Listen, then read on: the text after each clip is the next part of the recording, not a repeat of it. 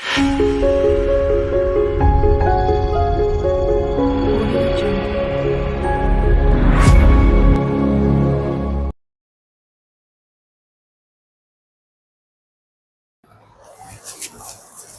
बच्चे, आज हम क्लास 10th के मैथ का पहला यूनिट है वास्तविक संख्या, उसके बारे में जानेंगे। कुछ ऑब्जेक्टिव क्वेश्चन देखेंगे, ठीक है।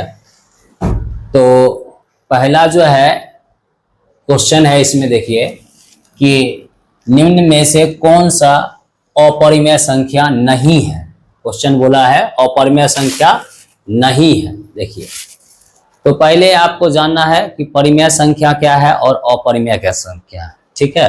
तो परिमेय संख्या क्या होता है, पहले परिमेय संख्या जान लीजिए। परिमेय संख्या क्या है? परिमेय संख्या क्या होता है? जो P बटा Q के रूप में होता है, जहां Q 0 के बराबर नहीं होगा। और ये P और Q सआभाज्य संख्या है। सआभाज्य संख्या का मतलब हुआ कि P और Q का जो है मौसौ निकालेंगे तो 1 होगा। क्या होगा? 1 होगा। तो परिमेय संख्या क्या होता है? P बाई Q के रूप में होता है। जैसे आप अगर एग्जाम्पल जानेंगे तो देखिए, जैसे मान लीजिए 1/2 एक परिमेय संख्या है, 0 ले लेंगे तो परिमेय संख्या है। पॉइंट में ले लीजिए, इसको हम उड़ा के P बाई Q के रूप में लिख सकते हैं, परिमेय संख्या। 0 के नीचे में भी 1 है, ये भी एक परिमेय संख्या है, ठीक है। जितने भी रैकरिंग में आता है, रैकरिंग का मतलब 0.6 है, 0.6 का मतलब क्या हुआ? 0.66666 ऐसे आते रहेगा। ये सब रैकरिंग वाला सब क्या है? परिमेय संख्या है। और भी परिमेय संख्या के बहुत सारे उदाहरण है। रूट में जो भी संख्या है, रूट में जो भी संख्या होगा और जिसका परिपूर्ण वर्गमूल निकल जाएगा, रूट से बाहर निकल जाएगा, वो सारे के सारे परिमेय संख्या होगा। जैसे √4 ये बाहर निकल गया 2, ये परिमेय संख्या। जैसे √9 बाहर निकल गया तो ये परिमेय संख्या हो गया। √1 बाहर निकल गया तो 1, जिसका वर्गमूल निकल जाए पूरा पूरा वो परिमेय संख्या हो गया, ठीक है। तो इस क्वेश्चन में परिमेय संख्या नहीं है, अपरिमेय। अपरिमेय क्या होता है? जो P बटा Q के रूप में नहीं हो, जो P बटा Q के रूप में नहीं हो उसे हम अपरिमेय संख्या कहेंगे। अपरिमेय संख्या का एग्जाम्पल अगर लिया जाए तो अपरिमेय संख्या का एग्जाम्पल हम लेते हैं। तो देखिए, इसमें जैसे मान लीजिए √2, √3, √5, √6, ये सारे जितने भी संख्या है इसका परिपूर्ण वर्गमूल नहीं निकलेगा। ये सारे अपरिमेय संख्या हैं। ये बटा में भी हो सकते हैं। पाई एक क्या है? अपरिमेय संख्या। पाई एक क्या है? अपरिमेय संख्या। पाई का मान 22/7 होता है। ये एक क्या है? परिमेय संख्या। ये है परिमेय संख्या, लेकिन पाई क्या है? अपरिमेय संख्या। जो संख्या इस फॉर्म में रहे, जैसे 1, 2, 1 ऐसे आते रहे फॉर्म में और डॉट डॉट जाए, ये अलग अलग जो रिपीटेशन नहीं हो रहा हो और अलग अलग जाते रहे, अनंत तक जाते रहे, ये सारे संख्या क्या होगा? अपरिमेय संख्या होगा। क्या होगा? अपरिमेय संख्या। चलिए अब क्वेश्चन पर कुछ देखते हैं। क्वेश्चन पर आप देखते हैं कुछ। देखिए, क्वेश्चन में ऑब्जेक्टिव में क्या बोला है? क्या बोला है? निम्न में से कौन सा अपरिमेय संख्या नहीं है? अपरिमेय संख्या नहीं है का मतलब हुआ परिमेय संख्या है। आपको परिमेय संख्या पूछ रहा है, ये बोला कौन अपरिमेय संख्या नहीं है। तो बताइए, पहला देखिए ऑप्शन पहला में है आपका। जो ऑप्शन पहला है ये क्या है? √64/√32। आप जानते हैं 32 दूना क्या हो गया? 64, कट गया तो क्या आएगा? √2। ये रूट में आ गया तो कौन हो गया? अपरिमेय संख्या। लेकिन आपको बोला अपरिमेय संख्या नहीं है, तो ऑप्शन ए नहीं होगा। अब ऑप्शन बी में देखिए 125 है और बटा में √5। देखिए 5 से ये कितना गया? 25 बार में कट जाएगा 125। तो 25 का वर्गमूल क्या निकल जाएगा? 5। ये बाहर निकल गया, इसका मतलब जो है क्वेश्चन नंबर 1 का जो ऑप्शन हो जाएगा, ऑप्शन क्या हो जाएगा? बी हो जाएगा। क्या हो जाएगा? Option B. देखिए ऑप्शन सी भी देख लीजिए। ऑप्शन सी है √4 और प्लस क्या है? √2। 4 का वर्गमूल 2 होता है, इसका वर्गमूल निकलेगा नहीं, ये रूट में ही फंसा रह गया, इसलिए ये अपरिमेय संख्या है। अब देखिए अगला ऑप्शन नंबर डी भी देखिए कितना है? 21 और यहाँ है 35। अब देखिए इसका भी परिपूर्ण वर्गमूल नहीं निकल रहा। 7 या 21, 7 5 35, ये रूट में ही रह जाएगा, इसलिए ये सब अपरिमेय संख्या। लेकिन आपको बोला था निम्न में कौन अपरिमेय संख्या नहीं है, इसका ऑप्शन नंबर क्या आ जाएगा? बी। चलिए नेक्स्ट क्वेश्चन देखते हैं। क्वेश्चन नंबर 2 देखिए, क्वेश्चन नंबर 2 क्या बोला, किसी पूर्णांक m के लिए सम संख्या का रूप है। देखिए सम संख्या का व्यापक रूप होता है 2m। क्या होता है 2m, जहां m एक पूर्णांक है, जहां m एक पूर्णांक है, धनात्मक पूर्णांक है, यह सम संख्या का व्यापक रूप होता है। लेकिन याद रखना, अगर आपको सम संख्या में अगर 2m + 2 भी दे दे तो भी सम संख्या होगा। अगर 2m यानी कहने का मतलब 2m के साथ अगर कोई भी सम संख्या जोड़ दे, ये याद रखिएगा समी संख्या आएगा। क्या आएगा, समी संख्या। अब यहां भी देखिए, कभी कभी आपको यही 2m नहीं देकर 4m दे देगा प्लस सम संख्या, वो भी सम संख्या का ही व्यापक रूप होगा। यही देखिए 6m दे दे प्लस सम संख्या दे, या 8m दे दे प्लस सम संख्या दे, ये सारे सम संख्या ही होगा। तो आपको क्या बोला है कि m के लिए सम संख्या का रूप क्या है, व्यापक रूप क्या है। तो देखिए सम संख्या का व्यापक रूप क्या हो गया, 2m + 2 दिया हुआ ऑप्शन नंबर किस में, सी में, तो ऑप्शन नंबर सी हो गया। इस बात को ध्यान रखना है कि विषम संख्या का व्यापक रूप होता है 2m + 1। क्या होता है 2m + 1। विषम संख्या का व्यापक रूप होता है 2m + 1। अगर इसी में अगर 2m + 3 भी दे दे तो विषम संख्या, यानी 2m में अगर कोई विषम संख्या जुड़ा रहे तो ये विषम संख्या का हो जाएगा। आप एक बात ध्यान रखना कि यहाँ 2m में अगर कोई विषम संख्या जुड़ा रहे, ये 2m में अगर 2m की जगह पर मान लीजिए अगर 4m दे दे, आप विषम संख्या जोड़ दे, अगर मान लीजिए 8m दे दे और विषम संख्या यहाँ जोड़ दे, ये सब विषम संख्या का चल जाएगा व्यापक रूप। ठीक है, ऐसा क्वेश्चन आगे भी देखने को मिलेगा। चलिए नेक्स्ट देखते हैं, क्वेश्चन नंबर 2 हो गया, यानी क्वेश्चन नंबर 2 का व्यापक सम संख्या व्यापक रूप क्या हो जाएगा, यहाँ 2m + 2 ऑप्शन के अनुसार। चलिए क्वेश्चन नंबर 3 पर आते हैं। क्वेश्चन नंबर 3 क्या है, निम्न में कौन सी अभाज्य संख्या, पहले ये समझते हैं कि अभाज्य संख्या क्या है। निम्न में कौन सी अभाज्य संख्या, पहले अभाज्य संख्या समझिए। अभाज्य संख्या का मतलब होता है जिस संख्या का दो भाजक हो, जिस संख्या का दो भाजक हो, एक एवं स्वयं, और दोनों अलग अलग, उसको हम अभाज्य संख्या कहेंगे।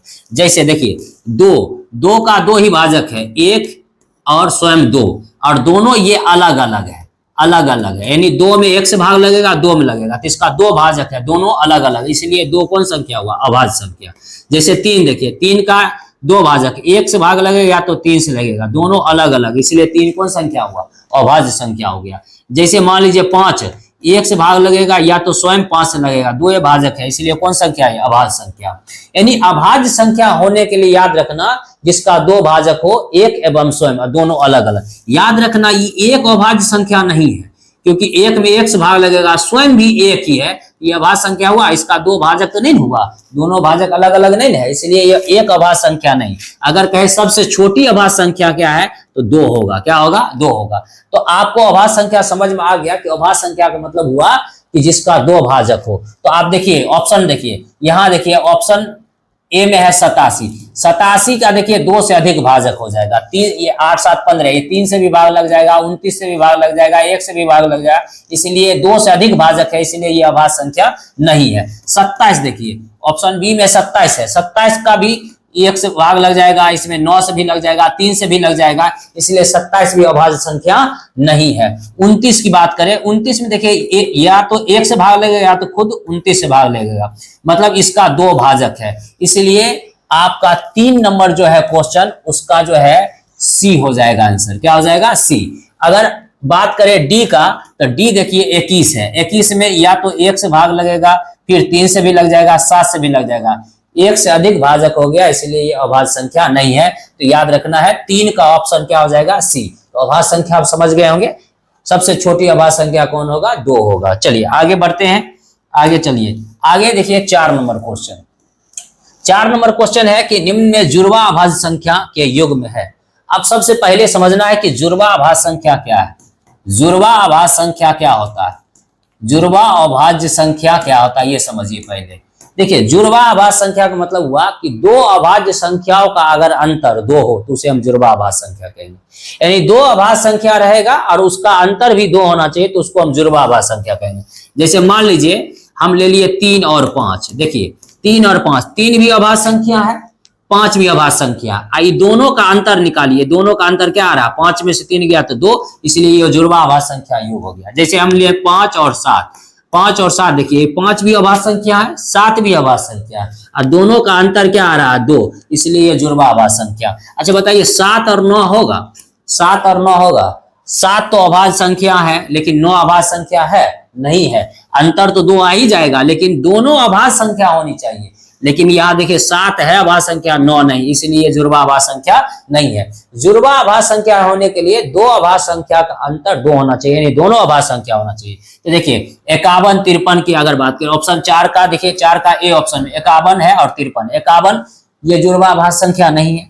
79 81 भी 81 जुड़वा अभाज्य संख्या नहीं होगा क्योंकि 81 अभाज्य संख्या नहीं है।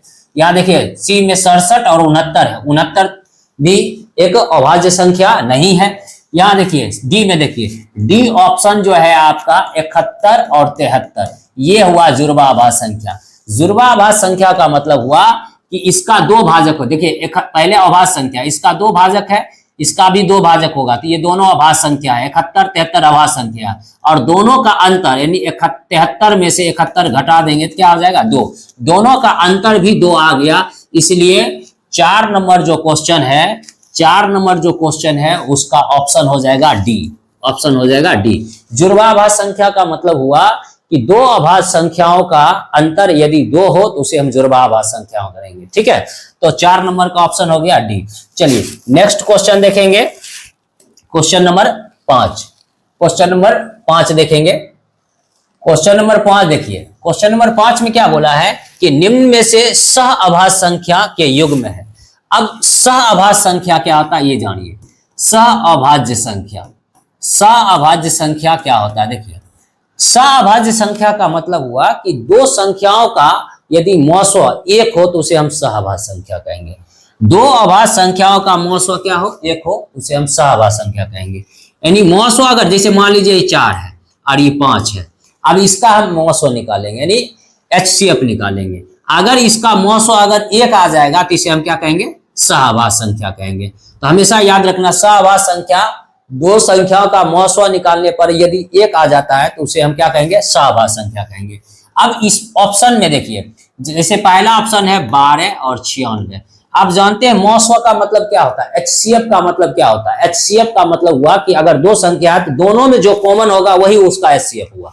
जैसे 12 और 96 दोनों में क्या कॉमन है 12, 12 के टेबल में 12 आ जाएगा और 96 भी आ जाएगा, तो दोनों में क्या कॉमन आ गया 12, तो इसका HCF हो गया 12। तो बताओ ये जुड़वा अभाज्य संख्या हुआ नहीं हुआ, क्योंकि जुड़वा अभाज्य संख्या के लिए दोनों का HCF 1 होना चाहिए। क्या होना चाहिए 1।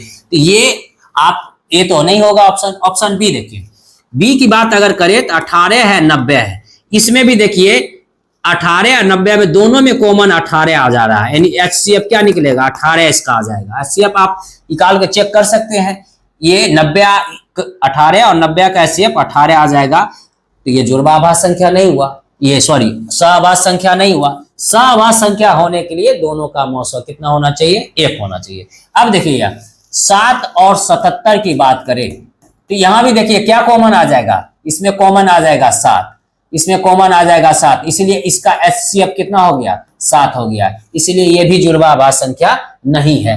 अगर ऑप्शन इसकी बात करें ऑप्शन डी की, ऑप्शन डी की अगर बात करें तो ऑप्शन डी में देखिए, ऑप्शन डी है 17 और 73, 17 और 73 की दोनों का मौसम देखिए, इसमें कुछ कॉमन नहीं आ रहा, तो कुछ नहीं आएगा कॉमन तो क्या होगा 1, तो यही हुआ इसका HCF। और आपको अभी बताए कि 2 संख्याओं का अगर HCF 1 हो जाए तो उसको हम कहेंगे जुड़वा अभाज्य संख्या। इसलिए 17 और 73 का HCF आप ऐसे भी निकाल सकते हैं भाग विधि से, 17 और 73 का HCF ऐसे भी निकाल सकते हैं भाग विधि से, ऐसे भी भाग विधि से आप HCF निकाल सकते हैं। और HCF निकालने पर अगर 1 आ जाए तो उसे हम जुड़वा अभाज्य संख्या कहेंगे। इसलिए क्वेश्चन नंबर जो 5 है उस 5 का ऑप्शन हो गया आपका डी। ठीक है, चलिए अगला क्वेश्चन देखते हैं। क्वेश्चन नंबर 6 देखिए, क्वेश्चन नंबर जो 6 है कहा सबसे छोटी अभाज्य और सबसे छोटी भाज्य संख्या का गुणनफल। तो पहले अभाज्य संख्या समझिए। अभाज्य संख्या आप अभी तुरंत बताए आपको, अभाज्य संख्या इसी को हम रूढ़ संख्या कहते हैं। क्या कहते हैं रूढ़ संख्या भी कहते हैं, प्राइम नंबर हो गया। ठीक है, अब इस अभाज्य संख्या क्या होता है जिसका 2 भाजक हो, जैसे 2 का 1 से भाग लगेगा या तो 2 से भाग लगेगा, इसको अभाज्य संख्या कहेंगे। जैसे 3 1 से भाग लगेगा या तो 3 से भाग लगेगा, इसको हम अभाज्य संख्या कहते हैं। ठीक है, अब यहां आया एक भाज्य संख्या। तो भाज्य संख्या क्या होता है ध्यान समझिएगा। भाज्य संख्या कहिए या इसी को कहिए भाज्य संख्या, या इसी को हम यौगिक संख्या कहते हैं, यौगिक संख्या कहते हैं, या इसी को हम संयुक्त संख्या कहते हैं। क्या कहते हैं? संयुक्त संख्या कहते हैं। ये सभी एक है। और संयुक्त संख्या, यौगिक संख्या, इसको क्या कहेंगे? जिसका 2 से अधिक भाजक हो उसे हम यौगिक संख्या या भाज्य संख्या या संयुक्त संख्या कहेंगे। जैसे मान लीजिए 4, 4 को देखिए, या तो ये 1 से भाग लगेगा इसमें, या तो इसमें 2 से भाग लगेगा, या तो इसमें स्वयं 4 से भाग लग जाएगा। इसलिए 4 का देखिए 2 से अधिक भाजक आ गया है, इसलिए 4 क्या है? आपका भाज्य संख्या है, या यौगिक संख्या या संयुक्त संख्या है।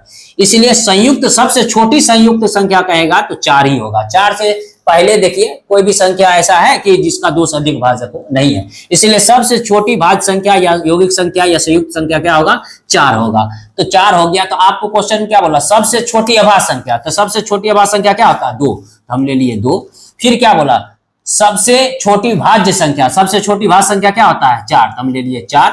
उसके बाद क्या? संख्या का गुणनफल। तो गुणनफल मतलब गुना कर दिए, तो गुणनफल कितना हो गया? 8। तो बोला क्या आएगा गुणनफल? 8 हो जाएगा। तो 6 का ऑप्शन नंबर क्या हो गया? सी हो गया। तो आप समझ गए होंगे कि भाज्य संख्या क्या होता है और यौगिक संख्या क्या होता है। ये दोनों सेम है। भाज्य संख्या, यौगिक संख्या, संयुक्त संख्या एक ही कहते हैं। याद रखना, जिसका 2 से अधिक भाजक होगा उसको कहेंगे। चलिए नेक्स्ट क्वेश्चन देखते हैं। नेक्स्ट क्वेश्चन है क्वेश्चन नंबर 7। क्वेश्चन नंबर 7 देखिए, 7 नंबर क्वेश्चन कहता है कि यदि P तथा Q 2 अभाज्य संख्या है, यानी ये P और Q ये दोनों का है अभाज्य है, अभाज्य संख्या है या रूढ़ संख्या, एक ही बात होता है। कहता है क्या? तो इसका मौसव कितना होगा? अब जान लीजिए कि जितने 2 अभाज्य संख्या है तो अभाज्य संख्या का मौसव हमेशा 1 होता है। याद रखना है, अभाज्य संख्या का मौसव हमेशा क्या होगा? 1 होगा। जैसे मान लीजिए, यहाँ ध्यान दीजिए, जैसे 2 ले लीजिए या 3 लीजिए, देखिए ये अभाज्य संख्या है और अभाज्य संख्या है, तो इसका मौसव निकालेंगे कि दोनों में कॉमन क्या आएगा? 1 ही आएगा। अभाज्य संख्या का मौसव हमेशा क्या होता है? 1 होता है। तो P और Q बोला है अभाज्य संख्या, 2 अभाज्य संख्या, इसका HCF क्या आएगा? इसका HCF यानी मौसव क्या होगा? 1 होगा। क्या होगा? 1 होता है। तो 2 अभाज्य संख्या का मौसव हमेशा क्या होता है? 1 होता है। इसलिए ऑप्शन 7 का हो जाएगा आपका सी। ऑप्शन 7 का क्या हो जाएगा? सी। चलिए अगला क्वेश्चन देखते हैं। क्वेश्चन नंबर 8 देखिए, कहा 2 संख्याओं A और 18 का लॉसव 36 है, तो मौसव 2 है, तो इसका A का मान याद है। आप ये समझिए, ये फॉर्मूला समझते हैं कि आप जानते हैं कि पहली संख्या गुने दूसरी संख्या बराबर क्या होता है? HCF यानी मौसव गुने क्या होता है? लॉसव, LCM होता है। अब यहां क्या बोला है? 2 संख्या यानी एक संख्या क्या दिया हुआ है? A, तो A एक लिख दिए एक जगह पर। फिर बोला कि एक संख्या A है और एक 18 है, तो एक लिख दिए 18, ठीक है, 18 लिख दिए। फिर बोला एलसीएम कितना है? 36 है, तो एलसीएम की जगह पर हम क्या बैठाएंगे? 36। तो बोला और एचसीएफ क्या कितना है, यानी मौसव कितना है? 2, तो मौसव की जगह पर 2 है और एलसीएम जगह पर 36 है। बोला है आपको क्या? ए का मान याद करें, तो आराम से निकल जाएगा। 18 दूना कितना हो गया? 36। 18 दूना 36, 2 गुना 2 कितना हो गया? 4। तो ए का वैल्यू कितना निकल गया? 4। ए का वैल्यू कितना निकल गया? 4। तो 8 का जो हो गया ऑप्शन नंबर क्या हो गया? सी हो गया। ठीक है, चलिए आगे बढ़ते हैं। आगे बढ़ेंगे तो आगे देखिए 9 नंबर क्वेश्चन। 9 नंबर क्वेश्चन क्या है? यहां 3.27 पर क्या है? रेकरिंग दिया हुआ। चलिए, और इसको कहा इतना बराबर क्या होगा? एक पूर्णांक होगा, एक परिमेय संख्या होगा, एक अपरिमेय संख्या। तो अभी पीछे आपको बताए थे कि जितने भी रेकरिंग में होगा, जितने भी रेकरिंग में है संख्या, रेकरिंग का मतलब हुआ क्या? 3 है, 2 7 2 7 2 7 ऐसे आता होगा। तो जो भी संख्या रेकरिंग हो, जिसका रिपीटेशन अनंत तक जाता है, वो सारे संख्या परिमेय संख्या होते हैं। उसको सबको हम P बटा Q के रूप में लिख सकते हैं। तो आपको सिर्फ इसमें बोला है कि ये क्या है, तो हम इसमें क्या मारेंगे ऑप्शन में? तो बोलेंगे एक परिमेय संख्या है। क्या है? एक परिमेय संख्या। तो ऑप्शन नंबर क्या हो गया आपका? बी। ऑप्शन नंबर क्या हो गया आपका? बी। चलिए नेक्स्ट क्वेश्चन देखते हैं। नेक्स्ट क्वेश्चन है संख्या 0.24, इसको जो है P बटा Q के रूप में लिखना। तो ऐसे अगर रेकरिंग में रहे 0.24, इसको P बटा Q के रूप में कैसे लिखेंगे? जैसे ये दोनों पर रेकरिंग है, तो 24 है तो 24 लिखेंगे, और 2 पर अगर रेकरिंग है तो बटा में 2 9 ले लेंगे। 2 पर रेकरिंग है तो बटा में क्या 9 लेंगे, 2 9 लेंगे।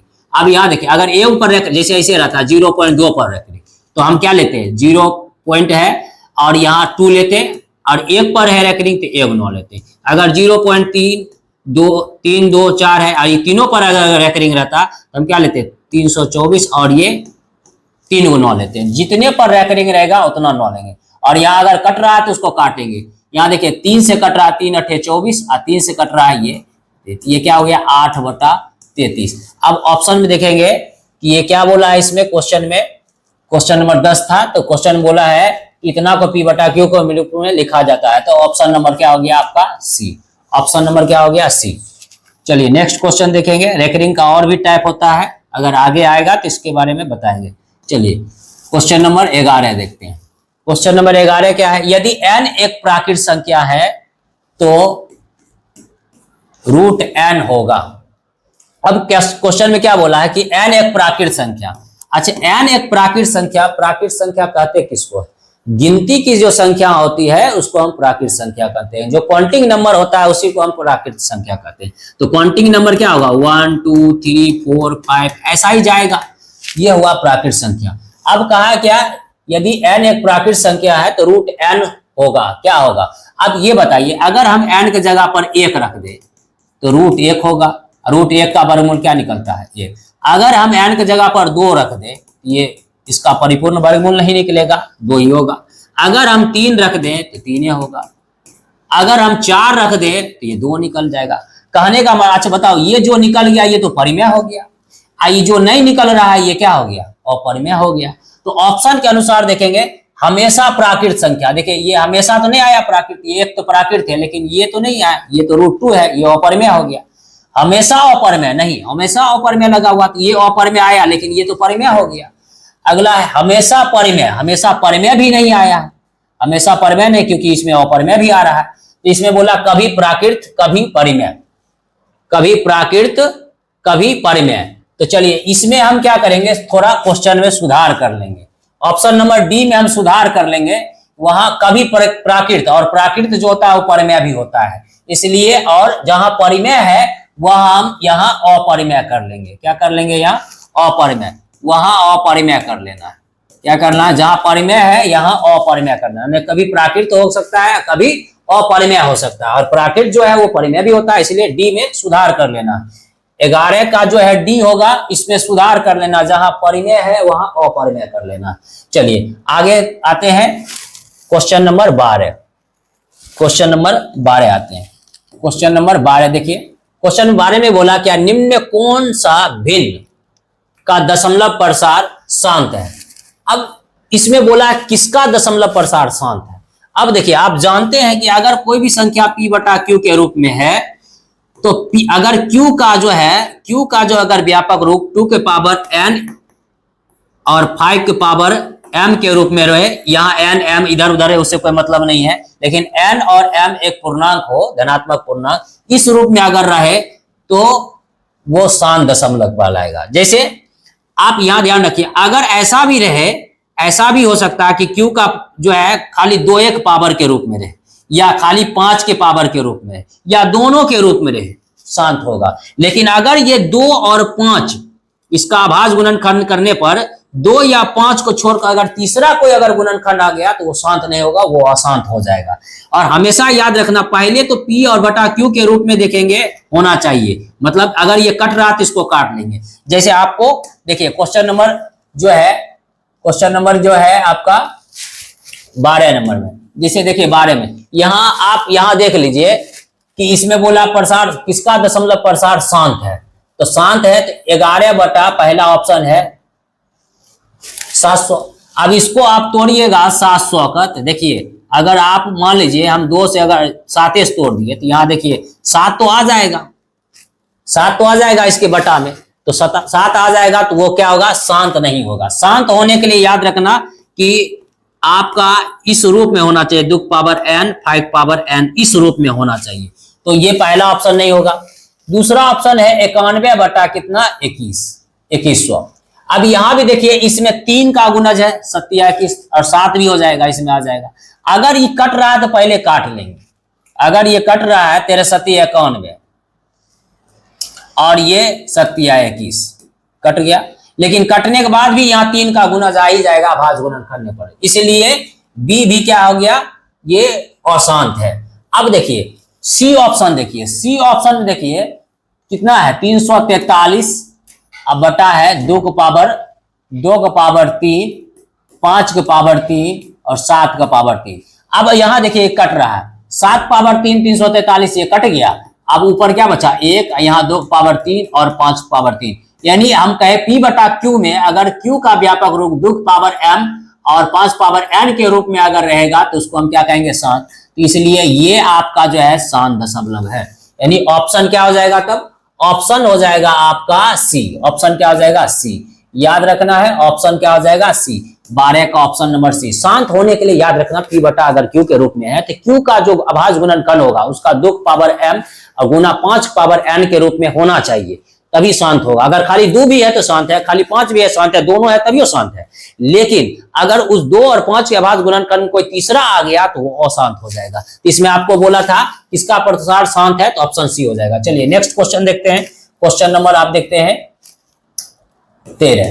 क्वेश्चन नंबर 13 नंबर क्वेश्चन जो है आपका क्या है कि संख्या जो है, देखिए संख्या जो है 23 और ये 43 है, ये 43 है। इस पर रेकरिंग, इसको P बटा Q के रूप में, तो देखो रेकरिंग के इसको P बटा Q के रूप में कैसे लिखेंगे, देखो पॉइंट के इस पार जो रहेगा उसको पहले लिख लो, लिख दिए। अब पॉइंट किधर रहेगा तो प्लस लिखना, पॉइंट के इस पार वाला इधर लिख लो 23 और उसके बाद प्लस लिखना। उसके बाद कितना पर है रेकरिंग, दुग पर, इसलिए दुगुना ले लो।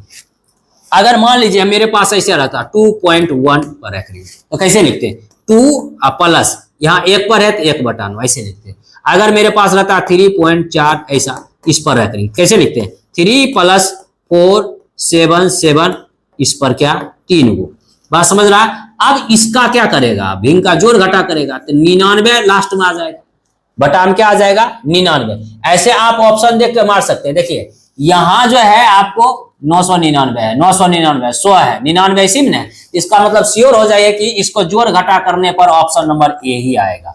इसको जोड़ घटा कीजिएगा क्योंकि बटा में 99 है, तो 23 20 यही होगा आपका ऑप्शन नंबर ए, यानी 13 का जो होगा ऑप्शन नंबर ए हो जाएगा।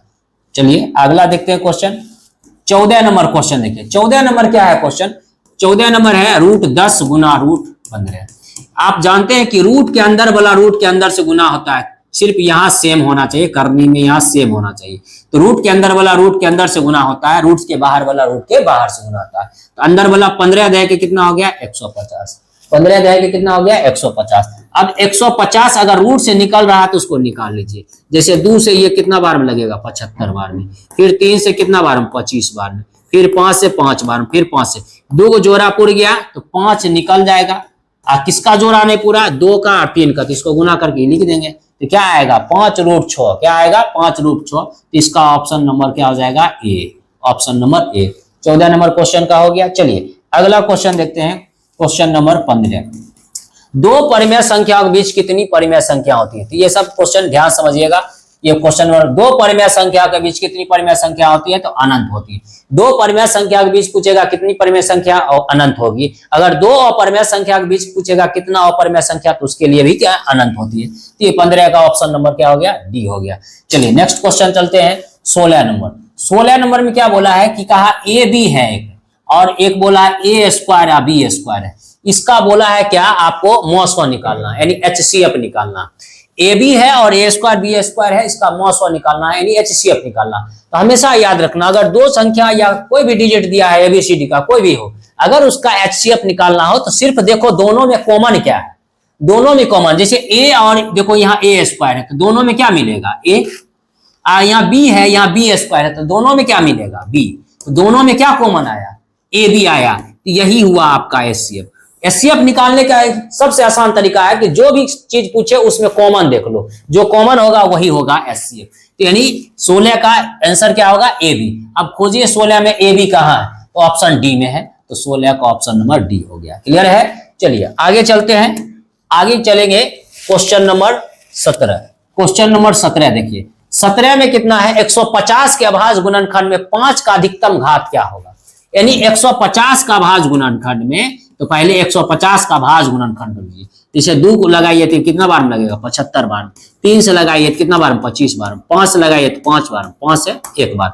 अब इसमें अभाज्य गुणनखंड कर लिए। अब कहा 5 का अधिकतम घात कितना होगा? तो देखिए 5 कितना बार है? 2 बार। इसका 5 का घात अधिकतम कितना है? 2। इसका हो गया आंसर 2, यानी 17 का ऑप्शन नंबर क्या हो गया? सी। 17 का ऑप्शन नंबर क्या हो जाएगा? सी। चलिए नेक्स्ट क्वेश्चन देखिए, 18 नंबर क्वेश्चन। कहा क्या परिमेय संख्या 14, 5, 87 ये है और बटा में है 12, 50। कहा इसका दशमलव प्रसार निम्नलिखित किन दशमलव स्थानों के बाद समाप्त हो जाएगा? यानी इसका दशमलव प्रसार किन स्थानों के बाद समाप्त हो जाएगा। देखिए ऐसा क्वेश्चन को हम कैसे बनाते हैं, देखिए जैसे अगर आपको मान लीजिए कि अगर मान लीजिए ऐसा क्वेश्चन दे देता है यहाँ ऐसा, और यहाँ मान लीजिए आपको,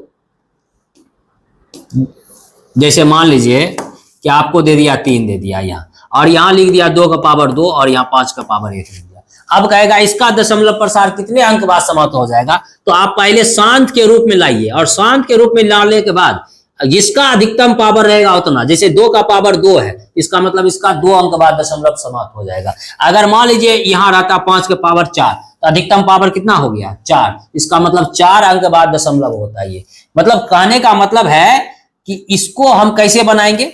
इसको बनाएंगे कहीं पहले इसको शांत के रूप में लिख लीजिए, अगर कट रहा है तो काटिए, नहीं तो लिख लीजिए। जैसे 1250 है, 1250 को तोड़ लीजिए, फैक्टर कर लीजिए, 2 से लगाइएगा तो कितना आएगा? 625।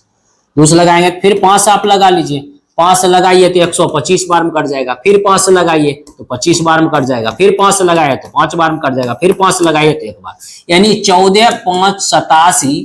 इसको हम क्या लिखेंगे? 2 का पावर 1, 1, 2, 3, 4, ये 5 का पावर कितना हुआ? 4। शांत तो हो गया।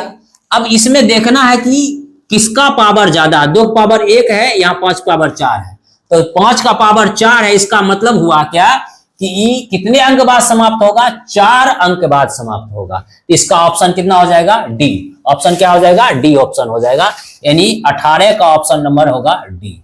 यानी इसमें हमेशा याद रखना है कि इसका अधिकतम पावर देखना, अगर शांत है तो इसका अधिकतम पावर देखना, अगर 4 है तो 4 अंक बाद समाप्त होगा, अगर 2 रहता तो 2 अंक बाद समाप्त होता। इस बात को ध्यान रखना। चलिए क्वेश्चन नंबर देखेंगे 19। क्वेश्चन नंबर 19 में देखिए क्या है। क्वेश्चन नंबर 19 में कहा a बराबर x क्यों है और y स्क्वायर है, और b बराबर कितना है? x y क्यों है। अब बोला कि इसमें कि एलसीएम निकाले, किसका? a और ये b का, यानी a और b का एलसीएम क्या होगा।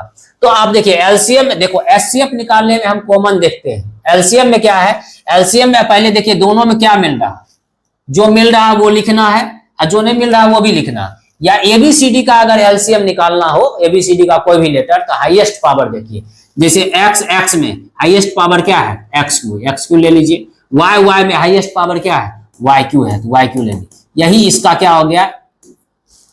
इसका एलसीएम होगा। अगर एचसीएफ कहता तो दोनों में कॉमन देखते हैं, एचसीएफ कहता है तो दोनों में जो कॉमन होगा वो एचसीएफ होगा। एलसीएम कहा तो एक्स और एक्स में हाईएस्ट पावर क्या है? एक्स क्यू, तो एक्स क्यू ले लीजिए। वाई और वाई क्यू में हाईएस्ट पावर क्या है? वाई क्यू, तो वाई क्यू। अगर मान लीजिए अगर ऐसा रहता, एक्स वाई रहता, यहां मान लीजिए एक्स जेड स्क्वायर रहता, अगर हमको कहता है एलसीएम, तो पहले देखिए दोनों में क्या कॉमन मिला? एक्स, तो एक्स ले लिए। यहाँ वाई दोनों में है, नहीं है, फिर भी लेना है, वाई भी ले लिए। जेड दोनों में है, नहीं है, फिर भी लेना है। एलसीएम में एक भी छोड़ना नहीं, जो मिला से कॉमन वो लेना है, जो नहीं मिला वो भी ले लेना है इसको। लेकिन एबीसीडी का हमेशा याद रखना, कोई भी लेटर दिया जाए तो एचसीएफ निकालने का तरीका दोनों में कॉमन जो होगा, और एलसीएम में हाईएस्ट जो पावर रहेगा वो होगा। ठीक है, तो चलिए इसको ऑप्शन देखिए 19 में क्या मिल रहा है? ऑप्शन नंबर क्या मिल रहा है? डी। चलिए अगला देखते हैं, क्वेश्चन नंबर 20। क्वेश्चन नंबर 20 क्या बोला, ध्यान समझना है। का एक संख्या है n स्क्वायर माइनस 1। देखिए n स्क्वायर माइनस 1 है।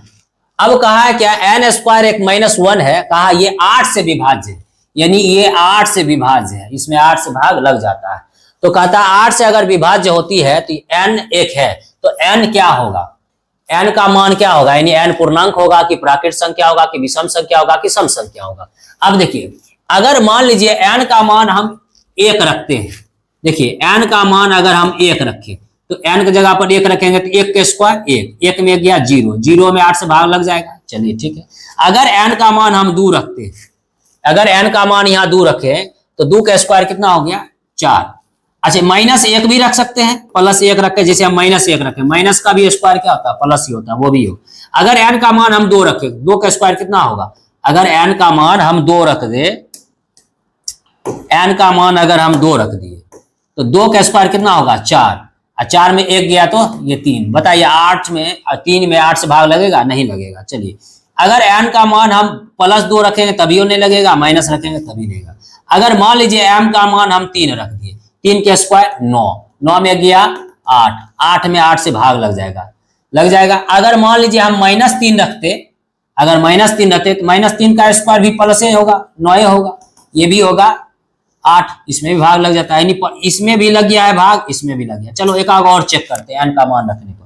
चलो n का मान अगर 4 रखो तो 4 के स्क्वायर 16, 16 में 1 गया तो 17, ये 15, 16 में 1 गया तो 15, 8 से भाग लगेगा, नहीं लगेगा। चलिए अगर हम 5 रखते हैं तो 5 का स्क्वायर 25, 25 में से 1 गया 24, और 24 में 8 से भाग लगेगा। अगर -5 रखते तो उसमें, इसका मतलब हम समझ गए कि +-1 +-3 +-5 ये जितने भी है n की जगह पर रखने पर वो 8 से विभाज्य हो रहा है। तो इसका मतलब है कि ये +-1 +-3 +-5 +-7 भी लेंगे तो आ जाएगा, +-9 भी लेंगे तो आ जाएगा, 8 से विभाज्य होगा। तो इसका मतलब क्या हो जाएगा, इसको ऑप्शन देखिए, पूर्णांक संख्या, प्राकृत संख्या, प्राकृत तो ले रहे थे, विषम संख्या, खाली विषम तो संख्या तो नहीं हो रहा है, ध्यान दें, सम संख्या। तो देखिए यहां हम विषम संख्या ही ले रहे हैं, विषम संख्या ही हो रहा है, पूर्णांक संख्या यानी पूर्णांक में विषम संख्या होगा, क्या हो जाएगा। तो यहाँ +- आ रहा है, +-1 +-3 +-5, ये जो है आपको क्या हो जाएगा, विषम संख्या होगा, समझे कि। लेकिन धनात्मक विषम भी होगा और ऋणात्मक, इसलिए इसमें थोड़ा सा ऑप्शन में ठीक करना होगा यहाँ भी, ठीक है। तो ये क्या हो जाएगा, +-1 +-3 +-5, तो ये हो गया आपका पूर्णांक होगा, लेकिन यहाँ पूर्णांक में विषम संख्या हो गया, ठीक है। चलिए ऑप्शन नंबर जो है इसमें ठीक करना होगा, पूर्णांक में विषम संख्या। आगे देखते हैं 21 नंबर क्वेश्चन देखिए, यदि 65 और 117 का मौसो को हम 65 m - 17 117 के रूप में व्यक्त किया जा सके तो m का मान क्या। पहले क्या बोला कि 65 और 117 का मौसो को इस रूप में व्यक्त किया जा रहा है, यानी कहने का मतलब उसके बराबर है। अच्छा 65 अगर लिया जाए और 117 लिया जाए, इसका मौसो क्या आएगा, कि दोनों में कॉमन क्या है 13, दोनों में कॉमन क्या हो गया 13, इसका मौसो क्या हो जाएगा 13, पहला बात ये समझ गए। अब बोला कि इसका जो मौसो है उसको उस रूप में व्यक्त किया जा रहा है, किस रूप में, 65 m अब -117 m, यानी इसका मौसो किसके बराबर होगा, यानी 65 m - 117 के बराबर हो जाएगा, किसका 65 और 117 का मौसो, बराबर कर दिए। तो बोला है m का मान निकाले, तो m का मान यहां से निकाल लीजिए। अब ये 117 को उधर हम कर देते हैं, 13 + 117, तो 65 m ये कितना हो जाएगा 13, इसमें जोड़ देंगे तो 17 20 हो गया, 7 10 हो गया, 1 2 1 3 हो गया, 130, ये कितना बार में कट जाएगा 2 बार में, तो m बराबर कितना निकल जाएगा 2। क्या बोला, इसका जो मौसो है इसके रूप में व्यक्त किया जाता है, इसलिए हम इसका दोनों का मौसो निकाले, 13 आया और इसके रूप में व्यक्त किया जा रहा है, इसलिए इसका मौसो हम 13 के बराबर कर दिए, यहाँ से m का मान निकल गया। तो m का मान क्या हो गया यहाँ b, यानी कहने का मतलब 21 का जो है ऑप्शन नंबर हो गया b। चलिए नेक्स्ट क्वेश्चन देखते हैं 22 नंबर क्वेश्चन। 22 नंबर क्या है कि एक शून्यतर परिमेय संख्या और एक अपरिमेय संख्या का गुणनफल होगा। चलिए यहाँ ऑप्शन छूट गया है, तो यहाँ ऑप्शन देखेंगे बाद में, तो चलिए इसको पहले हम कर लेते हैं। एक शून्यतर परिमेय संख्या, शून्यतर परिमेय संख्या का मतलब हुआ जो शून्य के बराबर ना हो, जैसे मान लीजिए 2, ये शून्यतर परिमेय संख्या, जैसे शून्य नहीं। और एक बोला अपरिमेय संख्या, तो अपरिमेय संख्या कोई भी ले लो, जैसे √2 ले, इसका का गुणनफल क्या होगा, इसका गुणनफल क्या होगा, तो एक अपरिमेय संख्या होगा, क्या होगा एक अपरिमेय। तो एक शून्यतर परिमेय संख्या और एक अपरिमेय संख्या का गुणनफल एक क्या होगा अपरिमेय होगा, क्या होगा अपरिमेय। चलिए नेक्स्ट 23 नंबर देखिए क्वेश्चन। 23 नंबर अभी तुरंत फॉर्मूला आपको बताए कि देखिए अगर पहली संख्या यानी HCF जो है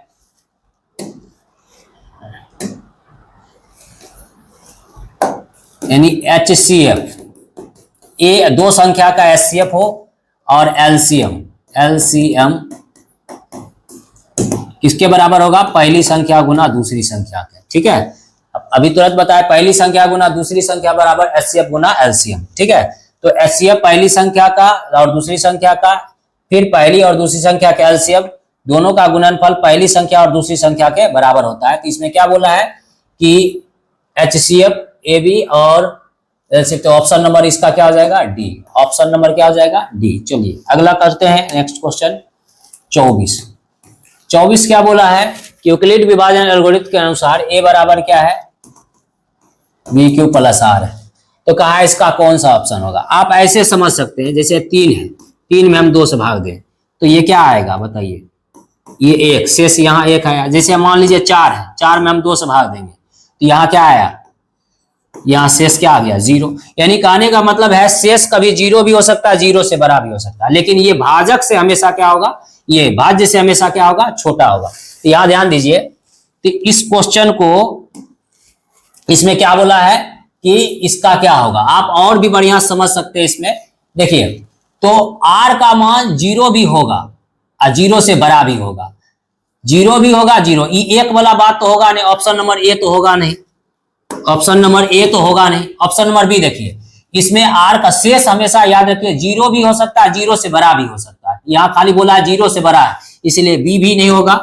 ऑप्शन नंबर सी देखिए, यहाँ R का मान देखिए शेष 0 से बड़ा है या 0 के बराबर है। ठीक है, और ये बी से क्या हो गया? छोटा। सही है, बी से क्या होगा? छोटा होता है। तो ऑप्शन नंबर क्या हो गया? सी हो गया। ये ऑप्शन नंबर क्या हो गया? सी। Option number C. चलिए नेक्स्ट क्वेश्चन देखते हैं, क्वेश्चन नंबर 25। क्वेश्चन नंबर 25 में क्या कहा? परिमेय संख्या इतना का दशमलव प्रसार निम्नलिखित स्थान के बाद समाप्त होगा। तो अभी तुरंत पीछे बताया है कि इस रूप का कभी भी क्वेश्चन दिया रहेगा तो सीधा देखना इसमें अधिकतम पावर किसका है। अधिकतम पावर 2 है, इसका मतलब 2 अंक बाद ये समाप्त होगा। कितने अंक बाद होगा समाप्त? 2 अंक बाद। तो ये हो गया ऑप्शन नंबर इसका बी हो गया। चलिए अगला क्वेश्चन देखते हैं, क्वेश्चन नंबर 26। क्वेश्चन नंबर 26 देखिए, 26 क्या है कि कहता है 2 संख्याओं का गुणनफल इतना है। तो देखिए आपको अभी पीछे पढ़ाए थे, पहली संख्या गुना दूसरी संख्या बराबर क्या होता है? HCF गुना LCM होता है। इस क्वेश्चन में क्या बोला? 2 संख्या का गुणनफल 8670 है। तो 2 संख्या का गुणनफल हम लिख दिए, जिसमें बोला क्या? उनका HCF 17 है, HCF की जगह पर बैठा दिए। तो कहता है LCM क्या होगा? तो LCM ऐसे ही छोड़ दिए, LCM पूछ रहा है, इसको काट दीजिए। 17 पचे कितना होता है? 85। यहाँ बच जाएगा कितना? 1 बचेगा तो 17 कम 17 0, यानी LCM कितना हो जाएगा बताइए? 510 हो जाएगा। कितना हो जाएगा? 510। तो ऑप्शन नंबर क्या हो जाएगा इसका? डी। ऑप्शन नंबर क्या हो जाएगा? डी। चलिए अगला नेक्स्ट क्वेश्चन करते हैं, क्वेश्चन नंबर 27। क्वेश्चन नंबर 27 क्या बोला है कि यदि Q एक धनात्मक पूर्णांक है तो निम्नलिखित में से कौन धनात्मक विषम पूर्णांक नहीं है? क्या बोला? यदि Q एक धनात्मक पूर्णांक है तो निम्नलिखित में से कौन धनात्मक विषम पूर्णांक नहीं है? विषम पूर्णांक नहीं है पूछा, यानी इसका मतलब विषम पूर्णांक नहीं है, इसका मतलब आपको क्या पूछ रहा है? सम पूर्णांक। तो अभी तुरंत पीछे बताए थे आपको, देखिए ये सम संख्या 8Q + 1, ये सम संख्या है ना, सम संख्या में क्या जुट गया? विषम। ये हुआ विषम संख्या का व्यापक रूप। जैसे दिया है 8Q + 4, ये कौन संख्या हो गया? सम संख्या। आप सम संख्या में देखिए समय संख्या जुटा हुआ, इसका मतलब ये सम संख्या का व्यापक रूप है। तो आपको क्या पूछा था? धनात्मक पूर्णांक कौन विषम संख्या का व्यापक रूप नहीं है? तो ये विषम संख्या का व्यापक रूप नहीं है। कौन नहीं है? ऑप्शन नंबर बी नहीं है। बाकी बात देखिए, ये 8Q + 3 है, 8Q 8 सम है, लेकिन ये जुट गया विषम, इसलिए विषम हो गया। 8Q सम है, यहाँ जुट गया सम विषम, तो ये हो गया विषम। आपको बोला विषम नहीं है, मतलब सम पूछ रहा था, 8Q + 4 होगा। अभी पीछे किए थे क्वेश्चन। चलिए ये हो गया। अब क्वेश्चन नंबर हम देखते हैं 28। Question number 28। क्वेश्चन नंबर 28 में देखिए क्या दिया हुआ कि कहा है A बराबर BQ + R है। कहा B बराबर कितना है? 4 है, Q बराबर 5 है और R बराबर 1 है। तो कहता है ए का मान ज्ञात करें, ये तो बिल्कुल आसान है। सीधा यहाँ ए बराबर बी का वैल्यू कितना है 4, बी की जगह पर बैठा दिए। क्यू का वैल्यू कितना है 5, 5 बैठा दिए। आर की जगह पर कितना है 1, तो ए बराबर कितना 5 चौक 20, पहले गुना कर लेंगे इसको और फिर एक जोड़ देंगे, 5 चौक 20 1 21। तो ए का वैल्यू कितना हो गया 21 हो गया। देखिए ऑप्शन नंबर क्या है बी है। ऐसा टाइप क्वेश्चन हर बार परीक्षा में आता है। चलिए अगला क्वेश्चन देखते हैं, क्वेश्चन नंबर 29। क्वेश्चन नंबर 29 क्या है कि एक परिमेय संख्या और एक अपरिमेय संख्या का योग कैसी संख्या होगा। एक परिमेय संख्या, कोई भी परिमेय ले लीजिए, एक अपरिमेय संख्या, कोई भी अपरिमेय ले लीजिए, इसको जोड़िएगा तो क्या होगा, परिमेय संख्या में अगर अपरिमेय संख्या को जोड़ेंगे तो अपरिमेय होगा। क्या होगा अपरिमेय। तो यहां देखिए क्या बोला है, ऑप्शन पूर्णांक संख्या अपरिमेय संख्या। चलिए तो ऑप्शन नंबर क्या हो जाएगा बी हो जाएगा। ऑप्शन नंबर क्या हो जाएगा बी। चलिए नेक्स्ट क्वेश्चन देखते हैं, क्वेश्चन नंबर 30 लास्ट क्वेश्चन है। निम्नलिखित में कौन अपरिमेय संख्या है, कौन अपरिमेय। अच्छा ये बताओ ऑप्शन में ए में देखो क्या है 0.666 डॉट डॉट डॉट। हम क्या बोले, जो रिपीटेशन अनंत तक जाता हो और जो देखिए 6 रिपीट कर रहा है, इसको हम रेकरिंग में से लिख सकते हैं। तो ये सब परिमेय होता है, ये सब क्या होता है परिमेय। इसमें आपको अपरिमेय पूछा है। चलिए अगला देखिए 0.121 है, फिर 1211 है, फिर 12111 है। ऐसा देखिए यहाँ रिपीटेशन नहीं, अलग अलग पैटर्न पर जा रहा है, अलग अलग 121 1211 1211 ऐसे अलग अलग पैटर्न डॉट डॉट अनंत तक जाए तो ये रेकरिंग नहीं है, इसलिए ये क्या हो अपरिमेय संख्या है। तो ऑप्शन नंबर क्या हो जाएगा बी। ऑप्शन नंबर सी भी आप देख लीजिए, ऑप्शन नंबर सी क्या है 32/2, इसको काटिए क्या आएगा 16, 16 का वर्गमूल क्या निकल जाएगा 4। ये हो गया आपका परिमेय संख्या, ये हो गया आपका परिमेय संख्या। ऑप्शन नंबर डी में है आपका, ऑप्शन डी में है 1/100 है, इसमें क्या लगा है रूट, 1 का वर्गमूल 1 और 100 का वर्गमूल 10, ये भी निकल गया परिमेय है। लेकिन आपको क्या पूछा अपरिमेय, तो अपरिमेय ऑप्शन नंबर क्या हो गया बी हो गया। ऑप्शन नंबर बी हो गया। चलिए तब यहां तक हम देखें, आज 30 क्वेश्चन देखें और ये जितने भी क्वेश्चन है बहुत ही इंपॉर्टेंट है। इस पैटर्न का क्वेश्चन हर बार परीक्षा में आता है, तो उम्मीद करते हैं आपको अच्छे से समझ में आया होगा। इसको नोट बनाइएगा, अगले वीडियो में हम इसका अगला पार्ट देखेंगे। अभी के लिए धन्यवाद।